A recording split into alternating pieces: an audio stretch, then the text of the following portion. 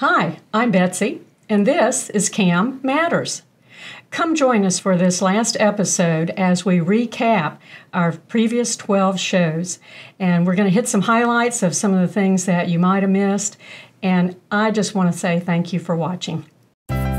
Welcome to CAM Matters, Condos, Co-ops, HOAs, and beyond. Betsy Barbieux is an informational leader in Florida on community association living, rights, and obligations. She is an expert on the rights and obligations of owners as well as the association. If you live or are planning to live in the state of Florida, there's a good chance you'll be part of a community association. And by the end of this show, you'll know a little bit more about community associations and why they matter. Hi, welcome to CAM Matters. I'm Suzanne Lynn with Betsy Barbieux. And here we are. We want to kind of wrap up this season and talk about some of the different episodes that might really jump out to people. Sad. It is kind of sad. It is. We've had so much fun. It has been. We really have. Let me tell you how hard it was to find a pen that matched my outfit today, okay? All right. Well, let's start with episode 1 from season 1. And it was really just talking about a brief history of how community association got started. It was a brief history. I went all the way back to the 1960s and kind of brought us forward of the purpose of your community. And if you can understand that and get that straight, everything else, I'm not going to say it's easy, but things seem to fall into place better if you really understand the purpose of your community. And that they really are looking out for the best interest despite what you might feel. What you when think. You get that little note on your door or in your mailbox and you feel offended. It's really about doing good for everybody. Right. All right. Episode 2. I wish I had these memorized. You can see I'm looking at the notes. I love this one. How your HOA and community association is and is not like a municipality. And that was just like mind blown. Yeah. The board of directors is elected by the owners, by the membership. And the board is to serve the documents and serve the statutes and serve the corporation. So that's how it's kind of like a city, a municipality, in that the owners elect the board, but the board is restricted as to who it serves. It's not really a representative form of government. So if the owners all get together and decide we want the board to do this, the board that was so. Board members do not serve a constituency. Right. They're not there to serve you. They're there to serve the papers and to fulfill the laws. The law. Right. All right. Yeah. All right. Episode 3, the truth about association meetings. Oh, wow. What stands out to you about that? Well, some of them are really, really good and are run very well. And some of them are incredibly angry. And what I find is it's because the owners are invited to attend the board meetings, but the board meetings are not for the owners. It is not an informational meeting for the owners. It is not a Q&A for the owners. It is for the board to sit facing itself together, not in a panel. Right. They're facing themselves, and they're dealing with contracts, violations, financials. Owners are there as observers, they're not only participants. As observers, right? not participants. Okay. And that's what people don't understand and makes the tempers flare. Sure. Understandable. So that's a great one. That's episode 3. All right, episode 4, I'm just going to pull my notes here. 4 was rule enforcement and why it matters. Consistency, uniformity. You did agree to abide by all the rules when you moved in. When you signed your closing documents, you became contractually obligated to that big set of papers that I've been flashing around for 12 weeks. You became contractually... That's why you're leaning over now, because you were this big load, You became contractually obligated to everything that is said in there, and that means complying with every rule, every regulation that's there. And we have to... the board has to apply the rules uniformly. So I can't let you do something and not then let him do something. You know, you've got to be uniform with that. But owners take it personally. Sure. And certainly there are people skills that are needed in telling someone that they need to comply. And some people have better people skills than others. You know what stood out to me about that show was community living isn't for everybody. It's not. That doesn't make you a bad person. No. But if you're coming from a ranch and you're moving into Florida, you have some really different lifestyles. You're going to give up some of your property rights. Yeah. In exchange for a pool or yard that doesn't have to be mowed. Yes. Or something like that. So it's an exchange. That was a great show. I keep saying that about each one, but they're just packed with good information. We have, flying your flag. Oh yeah, the flag. Oh my gosh. Yeah, you're going to get in trouble with the flag. Just wait till you get a letter. I know. I couldn't believe this. So, okay, we covered about the American flag, and that's go ahead and you can touch on that. In all the communities, condos and HOAs, co-ops, the law is silent on it. The condos and condos and HOAs, you can fly the American flag all the time. In a condo, you can fly a second flag representing the Army, Navy, Air Force, Marine Corps, or Coast Guard on 5 days of the year.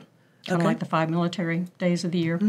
In a homeowners association, you can fly 2 flags from your home all the time, and or you can fly 2 flags from a flagpole not more than 20 feet high, as long as it doesn't block any intersections and sight lines. Remember all this, but one other thing. But don't ask me why, but in the homeowners association, they added to the list of flags that you can fly. You can fly the POW-MIA flag, but not in a condo. Okay. And no University of Florida, no Florida State. That's what I'm getting to. Yeah, I knew you were. No favorite NFL team. No NFL teams. No University of Central Florida. I got to name them all here. I'm getting in trouble. Right. University of Miami. University of South Florida. I think I got to name all those. University of North Dakota. You can't get them all. Yeah. I mean, that really blew me away because you see personalized flags, sports and holidays and all kinds of flags flying. And there might be some communities that would allow holiday flags or signage like political signage, but they might limit the number of days or the size of it that you can fly. So is it wrong for me to say just put it up and then if it's not allowed, they'll let you know? No. Read your documents first. So it's not and ask before you put it up, because once you put it up, what I found is there's this homestead mentality that says you might as well be standing on the front step with a shotgun. Make me take it down. No, ask first. Ask permission. It's easier to ask first. Right, instead of forgiveness. Yeah. All right. Let's move into pets. I just got in trouble. No. Pets and the ADA. That was such a good one. It was so eye-opening. I thought we were going to lose it on that one. I thought we were going to lose it because I didn't think you could recoup. If there's one that comes closest to a bloopers reel, it's going to be episode number 6 with pets and the ADA. You started talking about pets as peacocks and so, and I no. Well, it was when I mentioned the miniature horse. That's right. Was the service? We were talking about the difference between a service animal and a comfort animal, and they're covered under 2 different laws, sort of. The ADA, Americans with Disabilities Act, is where we see the service animal is a dog or a miniature horse, and that's where you lost it. I'm getting close.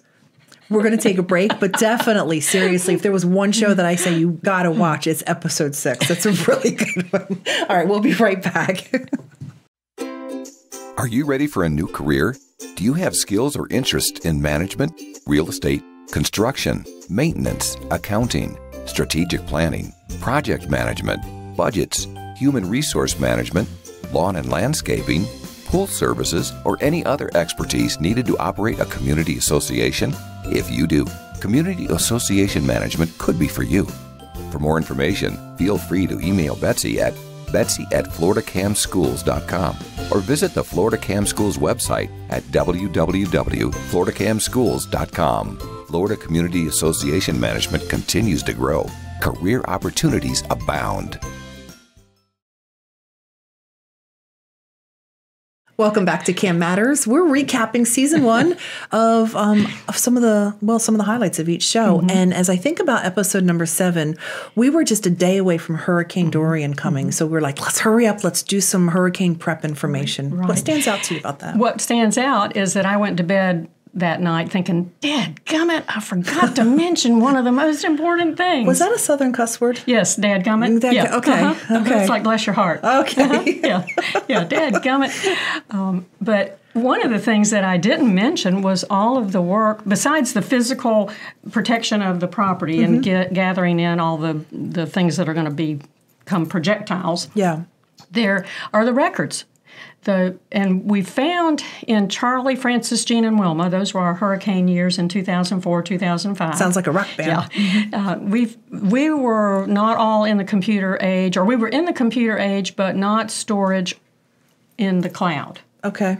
So we were putting computers up on tabletops, wrapping them in plastic wrap, securing all of the paper files. Those who were more modernized did have like terabyte. No, I don't guess we even had terabytes back then, but we had thumb drives and things that you could put records on. But one of the most important thing is to make sure that the records are secure. And that's a whole lot easier now than it was back during those storm years. So one of the important things, you need your insurance papers handy, you need all of your contact information for owners, you need your vendors' contacts, all those kinds of things. Huge information. It's a lot of information that you need at your disposal. And a lot of communities have websites that have all that storage on the website. That's good. We've come, that 10 years has made a big difference. It's made a big, huge difference. All right. Episode 8, the difference between a co-op and an HOA. Because when I remember we were talking about co-op, I think about crops. Right. And as I said, I grew up with the word co-op because my dad was a citrus broker, and he had co-ops of citrus growers, and they would co-op their fruit together and sell it and get a better price. But that is not these. But a cooperative in Florida, and this is not exclusive, but a lot of them are mobile home parks. Okay. And Lake County here has a lot of them. And they're beautiful. They're in Lake County. They're on lakes. Yes. So a lot of them are beautiful. But it allows a group of people who live in a mobile home park to incorporate themselves so that it's easier to contract and get things done as a corporation, but it doesn't require everyone in the community to be a member of that corporation. Okay. So those who have the means and ability will buy into it, and you have to have a certain percentage that buys into it, and then those that don't, they still would be renters. Okay. We talked about renting the spot, but owning your mobile home. Right. And so it's a little different. But in a homeowners association, everyone in the homeowners association would be a member of the corporation. Okay. And you own your dirt.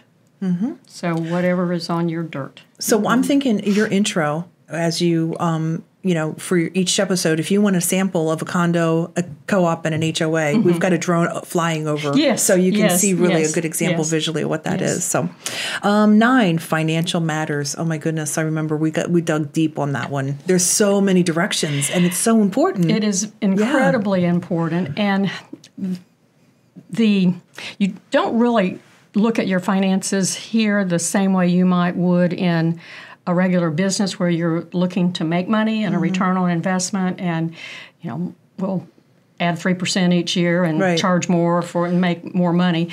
We're just trying to break even. Right. We're trying to have enough money to get the expected, anticipated needs met: the lawn, the pool, the exterior maintenance, those kinds of things.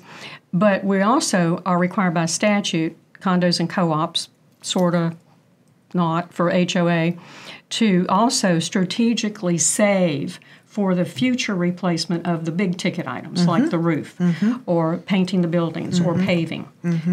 Could be elevators, That's could what I be was thinking, seawalls, fixing the elevators, could be seawalls, those kinds of things. So we're supposed to strategically save for those items so that when they're dead, when they need to be replaced, you don't have to go to the owners and say, I need a $50,000 check. Right. You've saved a little bit along. Great episode, really important.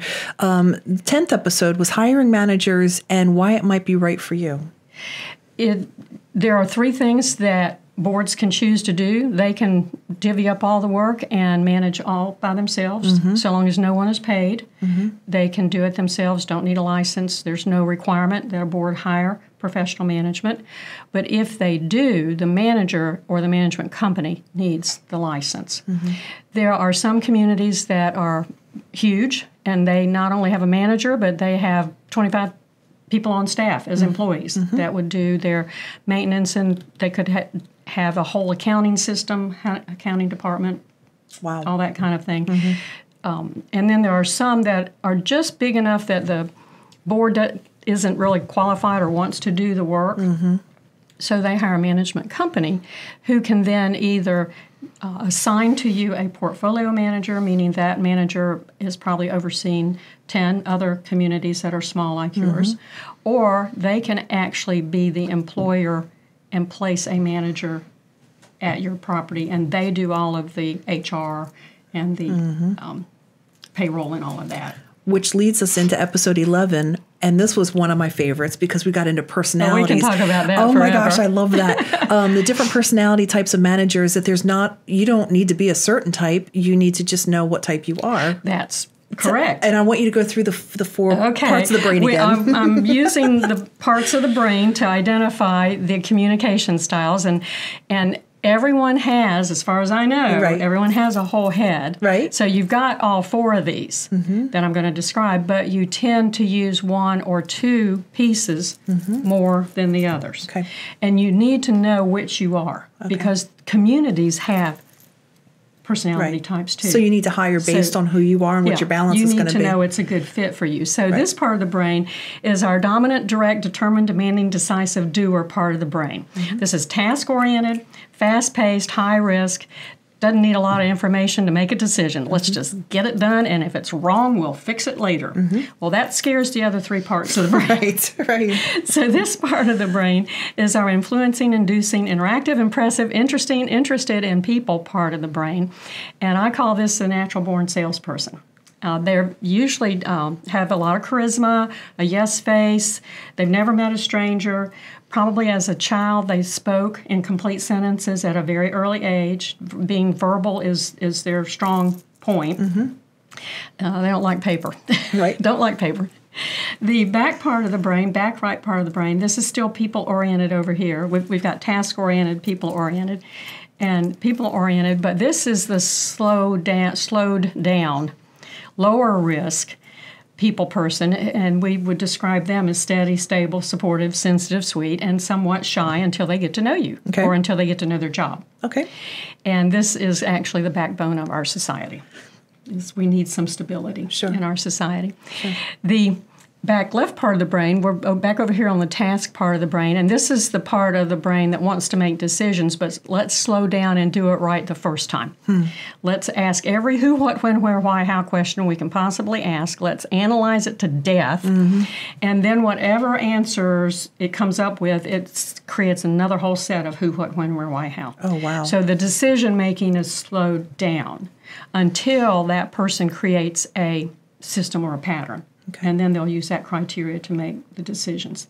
I profiled about 1,500 managers it's probably been almost 20 years ago now. And the percentages there were the same as the percentages, the statistics that I'm given in my consulting business part of that. They're 10% Ds in a general sampling of the population, 30% Is, 35% S's, and 25% C's, and those same percentages bore out in those 1,500 managers. That's so fun. So, we could talk hours about that. All right, so we've got to move on.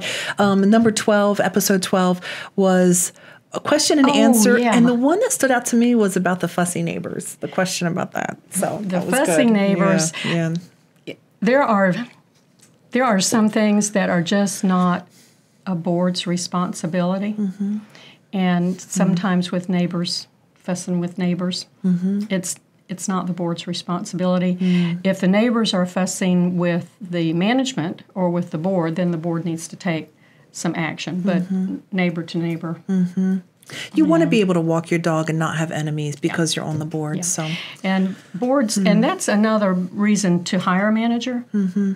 Is that the manager is the buffer, so to speak. We know that we kind of stand in the gap here between the board members and the owners, so that board members can walk the dog, Right. and then the board member can say when they're approached, "Have you told Betsy?" And redirect owners' inquiries to the manager. wow. Well, I don't want to say goodbye before we talk about how you're able to help and serve someone who's watching. What type of classes? How can you serve? I have the state-required pre-licensing class. It's a 2-day class, and I do offer it in Miami in both English and Spanish, and I'm not the instructor there. Right. Don't do Spanish. Hola. Hola. Have classes in Bradenton, Leesburg, and St. Augustine. I have temporarily, because of the storm 2 years ago, suspended the classes in Panama City Beach. It's just not a good time to go up there yet. Sure. So it's still Let them not time recoup. to go. Yeah. But I have those pre-licensing classes. I have what I call CAM Quick Start, which is for new managers or managers who just want a refresher on certain processes and procedures. I also have a lot of people attending that class who want to start their own management company and want to know what steps to go through to start their own management company. I have continuing ed classes. I also have the state-required board certification classes. I'm in competition on those with the attorneys. Attorneys do them for free. That's their marketing strategy to get you into their database. Okay. And then they can direct mail you. Sure. Mine aren't free, but I think mine are better. Yeah, of course they are. You really are the state expert. I mean, we're so glad to be able to have you on and have you local. And just thank you for all your expertise and for everything that you're doing with community living. It's love so my important. job. I can tell you do. I do. And people love you. I mean, so I can name one or two, maybe not, but I have thoroughly enjoyed it. And thank you so much for watching. Yeah. It's just been such a fun time to do this season. It really has. Bless you. Thank Thank you. you. Blessings. Thank you for listening to CAM Matters. Be sure to subscribe so you don't miss any future episodes. For more information, feel free to email Betsy at betsy@floridacamschools.com or visit the Florida Cam Schools website at www.floridacamschools.com. Information provided on this show is general in nature and does not constitute legal advice. Please contact a licensed attorney for your specific situation.